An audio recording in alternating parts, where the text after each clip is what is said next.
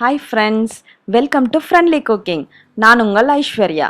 இன்னைக்கு உடைச்சு ஊத்துன முட்டை குருமா எப்படி பண்றதுன்னு பார்க்கலாம். இது சாதம், சப்பாத்தி, பூரி, பரோட்டா எல்லாத்துக்கும் ஏத்த சூப்பரான சைட் டிஷ். வாங்க வீடியோக்குள்ள போலாம். இப்போ ஒரு பேன்ல கொஞ்சமா எண்ணெய் ஊத்திக்கலாம்.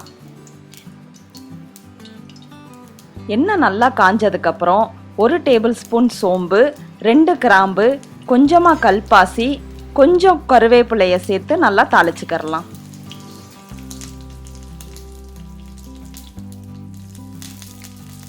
தாளிச்சதுக்கு அப்புறம் பொடியா நறுக்குன 1 கப் வெங்காயத்தையும் பொடியா நறுக்குன 2 தக்காளியும் சேர்த்து இதை நல்லா வதக்கிக்கலாம்.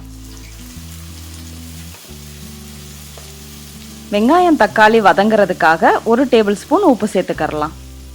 வெங்காயம் தக்காளி வதங்கினதுக்கு அப்புறம் 2 டேபிள் ஸ்பூன் இஞ்சி பூண்டு விழுது சேர்த்து பச்சை வாசனை போற வரைக்கும் நல்லா வதக்கிக்கலாம்.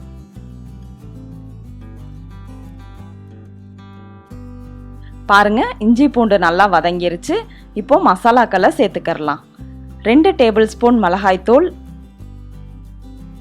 1 டேபிள் ஸ்பூன் மல்லித்தூள்,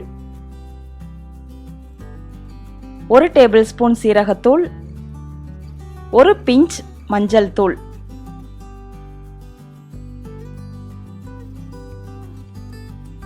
மசாலா தீஞ்சு போகாம இருக்கிறதுக்கு கொஞ்சமா இதோட தண்ணி சேர்த்து எண்ணெய் பிரிஞ்சு வர வரைக்கும் நல்லா வதக்கிக்கலாம். இப்போ குருமாக்கு தேவையான மசாலாவை அரைச்சுக்கலாம். ஒரு மிக்ஸி ஜாரில் கொஞ்சமா தேங்காய், 1 டேபிள் ஸ்பூன் சோம்பு, 1 டேபிள் ஸ்பூன் கசகசாவோட கொஞ்சமா தண்ணி சேர்த்து நல்லா பேஸ்டா அரைச்சு எடுத்துக்கலாம். இப்போ அரைச்சு வச்ச பேஸ்டையும் இதோட சேர்த்து நல்லா மிக்ஸ் பண்ணிக்கலாம்.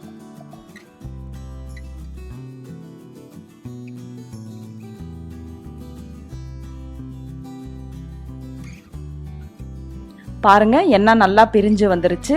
இதோட 2 கப் தண்ணி சேர்த்து நல்லா கலந்துடலாம்.